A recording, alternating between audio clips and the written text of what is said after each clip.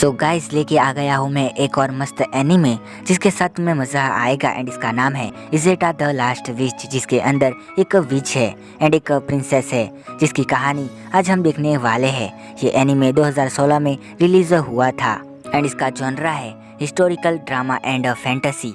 सो तुम्हें पसंद आए तो इसे लाइक एंड कमेंट कर देना एंड शेयर कर सको तो कर देना। सो अब शुरू करते हैं।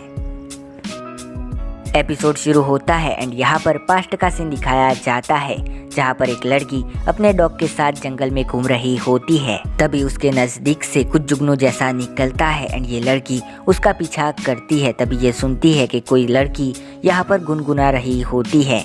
फिर ये लड़की भागते भागते एक जगह पर पहुंच जाती है जहाँ पर ये देखती है कि एक और लड़की हवा में होती है जो कि बिना सहारे के बैठी हुई होती है एंड गाना गा रही होती है एंड ये वाली लड़की उसे ही देखती रहती है। अब हम प्रेजेंट का सीन देखते हैं जहाँ पर इस लड़की को कोई उठाता है एंड इस लड़की का नाम फिन होता है एंड फिन कहती है कि क्या हुआ। यहाँ पर कुछ लोग फिन को ढूंढ रहे होते हैं जो कि जर्मनिया के सोल्जर होते हैं। यहाँ पर फिन एंड उसके बॉडीगार्ड यहाँ से भागने वाले होते हैं। तभी ये लोग उसे देख लेते हैं एंड उनके पीछे जाने लगते हैं। अब ये तीनों आगे होते हैं एंड यहाँ पर टोबियस नाम का बंदा रूम के दरवाजों को खोलते हुए भाग रहा होता है। फिर ये तीनों एक रूम के पास से निकलते हैं जहाँ से एक और बंदा निकलता है एंड वो सोल्जर से कहता है वो सिंगरिच है एक स्पेशल यूनिट से एंड यहाँ पर क्या हुआ है इसके बारे में वो पूछता है। फिर ये सोल्जर कहते हैं कि वो लोग इलस्टार्ट की प्रिंसेस जैसे दिखने वाली लड़की को ढूंढ रहे हैं एंड वो लड़की एकदम मैच करती है। एंड यहाँ पर अंदर बैठा हुआ बंदा कहता है कि तुम लोग अपनी जॉब को लेके काफ़ी सीरियस हो, लेकिन मैं तुमसे बिल्कुल भी सहमत नहीं हूँ क्योंकि तुम्हारी वजह से ट्रेन के लोगों को काफ़ी मुसीबत सहनी पड़ रही है। एंड ये सोल्जर कहते हैं कि सॉरी, हम हमारा काम जल्दी से ख़त्म कर लेंगे। एंड ये आदमी कहता है कि मैं आशा करता हूँ कि तुम अपना काम जल्दी से कर लोगे। एंड फिर सोल्जर यहाँ से चले जाते हैं एंड यहाँ पर सेजरिच कहता है कि लेकिन प्रिंसेस भाग क्यों रही है? क्या आर्कड्यूक थॉन्स अपना होमलैंड छोड़ने वाले हैं या फिर वो वेस्टेरिया की मदद मांगने जा रहे हैं? तब ये आदमी कहता है कि नहीं, मैं जब तक आर्कड्यूक को जानता हूँ वो एंड उसकी फैमिली कभी भी नहीं भागेंगे बल्कि वो लड़ना चुनेंगे। लेकिन किस लिए छोटे कंट्री की प्रिंसेस जर्मनिया के इन्वेंशन से बच के भाग रही है, इसके बारे में पता लगाओ। फिर सिंगरिच कहता है क्या एलिसिया के साथ पॉलिटिकल नेगोटिएशन के लिए? एंड ये आदमी कहता है कि ऐसा हो सकता है, शायद उन्हें ब्रिटेनिया से कुछ परहेब होगा। एंड यहाँ पर ये तीनों एक रूम में फंस जाते हैं जहाँ पर फिन एक खिड़की की तरफ अपनी उंगली करती है एंड बाद में ये तीनों ही ट्रेन के ऊपर चढ़ जाते हैं। एंड फिन कहती है कि कल को ब्रिटेनिया के एम्बेसडर के साथ हमारी मीटिंग है तो मुझे उस मीटिंग को ज्वाइन करना होगा, फिर चाहे मैं मर भी क्यों ना जाऊँ, हमें इस पर एलिस की तरफ एक्शन लेना होगा। एंड यहाँ पर सिंगरिच कहता है कि लेकिन वो परहेब क्यों करेंगे? तभी ये आदमी कहता है कि मैं कुछ नहीं कह सकता हूँ, लेकिन तुम्हें अभी फाइट में जाना है तो फिर तुम्हें जल्दी करनी होगी। एंड ट्रेन के ऊपर इन तीनों के ऊपर गन फायरिंग हो रही होती है। तभी यहाँ पर फिन का पैर फिसल जाता है एंड वो नीचे गिरने वाली होती है। तभी उसका बॉडीगार्ड उसे पकड़ लेता है एंड वो बॉडीगार्ड कहता है कि जल्दी करिए। तभी ये कहती है कि 1 मिनट रुको एंड तभी वो ट्रेन की खिड़की को तोड़ देती है एंड वो खिड़की से अंदर कूद जाती है। तभी ये देखती है कि यहाँ पर कोई सी मशीन पड़ी होती है। ट्रेन के ऊपर टोबियस गन फायर कर रहा होता है। तभी सोल्जर पीछे मुड़ने लगते हैं एंड यहाँ पर फिन उस मशीन के अंदर देखने लगती है। तब उसका बंदा कहता है कि तुम क्या कर रही हो? तब यहाँ पर ये कहती है कि मुझे नहीं पता है, लेकिन इस पाइप के अंदर कुछ तो इंटरेस्टिंग रीज़न है। एंड फिन उस कॉफिन को खोलने लगती है। तभी यहाँ पर कोई बंदा आ जाता है एंड फिन कहती है कि इसके अंदर क्या है एंड इसमें कौन है? तभी ये बंदा कहता है ये काफ़ी टॉप सीक्रेट इन्फॉर्मेशन है जिससे मुझे डर लगता है। यहाँ पर टोबियस उस बंदे पर अटैक करने जाता है। तभी वो बंदा टोबियस को गोली मार देता है। तभी यहाँ पर वो सोल्जर्स भी आ जाते हैं एंड यहाँ पर फिन के हैंडल देखती है एंड वो कहती है कि हार मत मानना, अभी यहाँ पर एक टनल आने वाली है एंड हम उससे एक ब्रिज को क्रॉस करने वाले हैं। हे हरमन, मेरे लिए टोबियस का ध्यान रखना। एंड इतने में यहाँ पर टनल भी आ जाती है। तभी ये तीनों अंधेरे का यूज करते हुए डोर की तरफ जाने लगते हैं। तभी यहाँ पर सोल्जर फायर करने लगते हैं।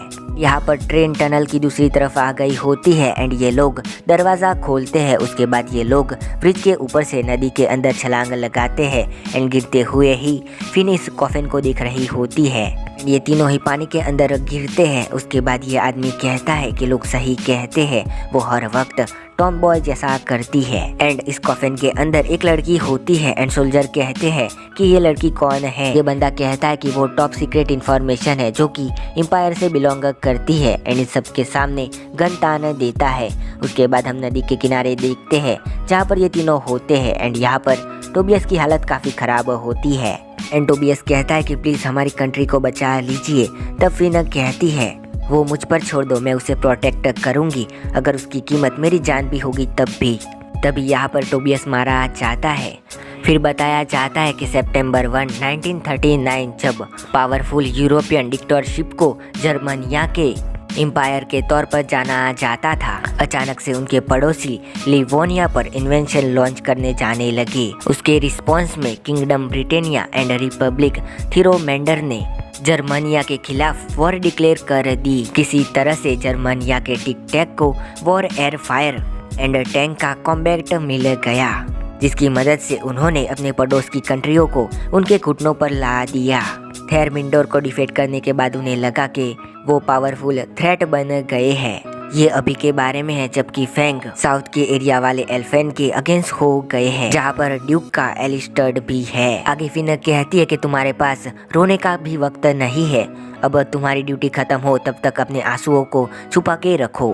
तभी बाहर से हरमन कहता है कि प्रिंसेस ये कैसा शोर है। तब ये कहती है कि मैं खुद को बस फायर अप कर रही हूँ, वैसे क्या मेरे कपड़े रेडी है। तब हरमन कहता है कि आपके कपड़े आपके रूम में प्रिपेयर करके रखे गए हैं। फिन कहती है कि वो खतरनाक हो सकता है। तब हरमन कहता है कि उस लेडी ने कहा था कि वो हमारे यहाँ पर ही पैदा हुई है एंड वो आपके काम आना चाहती है। उसके बाद फिन अपने रूम में जाती है एंड अपने कपड़ों को देख के कहती है कि लोगों का यही विश्वास मुझे जिंदा रखता है। एंड वो एक फ़ोटो देखती है एंड वो कहती है कि एक वाइट विच। फिर यहाँ पर दिखाया जाता है कि सिंगरिच एंड वो मेजर कार में होते हैं, जहाँ पर सिंगरिच कहता है अगर हम हमारे सामान को हवा से ट्रांसपोर्ट करते तो हमारा रास्ता भी बचता। एंड मेजर कहता है कि उसकी कोई ज़रूरत नहीं है, मुझे यहाँ पर एक शॉपकीपर ने कहा कि यहाँ से वो रास्ता लंबा नहीं पड़ेगा, कि जब ये ओपन था तब ये ज़्यादा खतरे में था। लोगों को जितना हो सके उतना जल्दी ये चीज़ कैपिटल में चाहिए। फिर सिंगरिच कहता है आपको सच में लगता है कि वो अकेली पूरी कंपनी को वाइप आउट कर सकती है। एंड मेजर कहता है मैं इसके बारे में कुछ भी नहीं कह सकता हूँ, लेकिन मैजेस्टी हिज इसके बहुत बड़े फैन हो सकते हैं। इन्वेस्टिगेट करना हमारा जॉब है, अगर हम सही है तो ये चीज़ रोमांटिक नहीं हो सकती है। ओपरा का सीन दिखाया जाता है जहाँ पर एक पर्सन बैठा हुआ होता है एंड तभी यहाँ पर फिन आ जाती है एंड ये आदमी कहता है कि मैं देख सकता हूँ कि क्यों हमारे प्रिंस हेनरी आपके साथ रहना चाहते हैं। एंड फिन इनको हेलो करती है। फिर ये पर्सन कहता है कि मैजेस्टी हिज यहाँ से मूव हो गए हैं जब हमें आपका लेटर मिला था, वैसे अब तुम्हारे फादर कैसे हैं। तब ये कहती है कि चिंता की कोई बात नहीं है, वो अभी रिकवरी कर रहे हैं। सो इस बंदी का नाम है रिफोर्ड एंड ये कहता है कि मुझे जो इन्फॉर्मेशन मिली थी आर्क ड्यूक के बारे में वो गलत थी, तुम ज़रूर से एक एक्सेलेंट लीडर बनोगी। एंड उसके बाद ये दोनों बैठे हुए होते हैं। फिर रिफोर्ड कहता है कि मुझे ये कहते हुए काफ़ी दुख हो रहा है, लेकिन हमारे ट्रूप को दूसरे मेन लैंड पर एक्सपेंडेशन करने के लिए फिर से भेजना काफ़ी डिफिकल्ट है। हम हार का सामना कर रहे हैं लास्ट रिट्रीट के बाद। एंड फिन कहती है आप ही वो थे जिन्होंने हमारी पूरी कॉरपोरेशन को ब्रिटेनिया में मूव करने का ट्राई किया था। फिर रिफोर्ड कहता है कि आप लोग काफ़ी प्रीशियस मशीन बनाते थे जो कि काफ़ी अपीलिंग थी, लेकिन उन लोगों ने उसे आपसे चुरा लिया एंड उसके बाद नेशन एंड आर्क ड्यूक हमसे इतना दूर हो गए, है ना। एंड फिन कहती है कि हाँ वो दोनों काफ़ी लॉयल मैन हैं, अगर वो लोग ब्रिटेनिया से कुछ सीख जाते हैं तो ये चीज़ हमारे लिए काफ़ी बेस्ट होगी एंड वो आपको रीपे भी कर पाएंगे। तभी रिफोर्ड कहता है उसकी ज़रूरत नहीं है, वो काफ़ी अपीलिंग है, लेकिन फिर भी इतना काफ़ी नहीं होगा, इससे पार्लियामेंट एंड पब्लिक कभी भी कन्विंस नहीं होंगे। फिन कहती है क्या होगा अगर एलिस्टार्ड प्रिंस हेनरी के वाइफ का होमलैंड होगा। फिर आपकी पब्लिक और पार्लियामेंट नहीं चाहेगी कि ट्रूप को कॉन्टिनेंट के लिए फिर से वहाँ पर भेजा जाए। फिर रिफोर्ड कहता है कि क्या मतलब है, एंड फिर फिन कहती है मैंने पहले उनके ऑफर को रिजेक्ट कर दिया था, लेकिन अब मैं प्रिंस हेनरी के साथ मैरिज करने के ऑफर को एक्सेप्ट करूंगी। रिफोर्ड कहता है क्या तुमने क्लेम किए एलिस्टार्ड पर तुम गिव अप कर दोगी। एंड फिन कहती है कि मेरे यहाँ के लोग, मेरे यहाँ के बच्चे के परिवार को मैं बनते हुए देखना चाहती हूँ। एंड रिफोर्ड कहता है आप सच में एक नेचुरल बॉन्ड प्रिंसेस है। तभी यहाँ पर कोई बंदा रिफोर्ड के पास कोई सा मैसेज लेके आता है जिसे पढ़कर रिफोर्ड थोड़ा हैरान होता है। फिर रिफोर्ड कहता है कि आप खुद को अपनी कंट्री के लिए सेक्रीफाइस कर रही हो, इसने मुझे हिला दिया एंड उसने मुझे ज़्यादा दुखी कर दिया, लेकिन अब आप क्या कंडीशन रखती है उससे हमें कोई भी फर्क नहीं पड़ता है, अब हम आपकी कोई भी हेल्प नहीं कर सकते हैं। एंड फिन कहती है मगर किस लिए। एंड यहाँ पर प्रिंसेस फिन के कंट्री पर अटैक हो रहा होता है, सो जाती है।